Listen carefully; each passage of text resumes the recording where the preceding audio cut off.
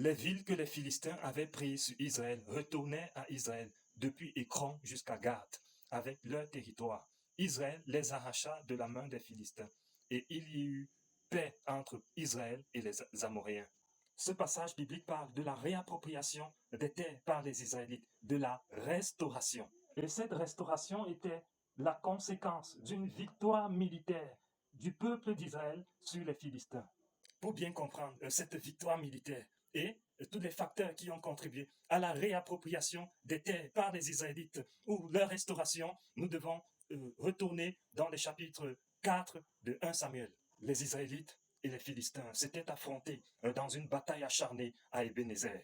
Et au terme de cette bataille, les Israélites avaient été vaincus. 30 000 hommes israélites avaient perdu la vie, parmi lesquels Ophni et Phiné. Cette défaite était aussi marquée par la prise de l'arche de Dieu par les Philistins.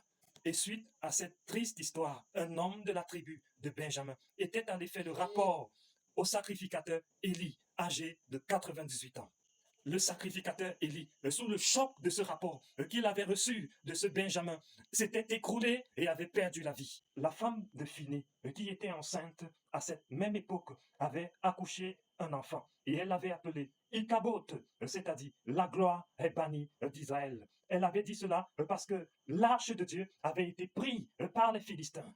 Ami TikToker, je viens de te relater un épisode très sombre dans l'histoire d'Israël, marqué par la prise de l'arche de Dieu, qui était leur source de joie, leur source de fierté, qui était leur gloire, qui était leur source de victoire dans les batailles militaires.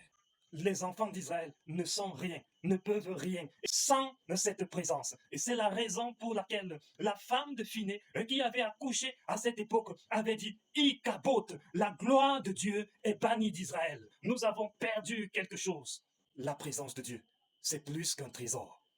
Plusieurs années après, l'arche de Dieu que les Philistins avaient pris suite à leur victoire militaire sur les Israélites était revenue à Kirjatjearim, 1 Samuel chapitre 7. Le retour de l'arche de Dieu chez les Juifs et la repentance du peuple de Dieu étaient les deux événements qui ont concouru à la réappropriation des terres, à leur victoire militaire sur les Philistins, à leur restauration.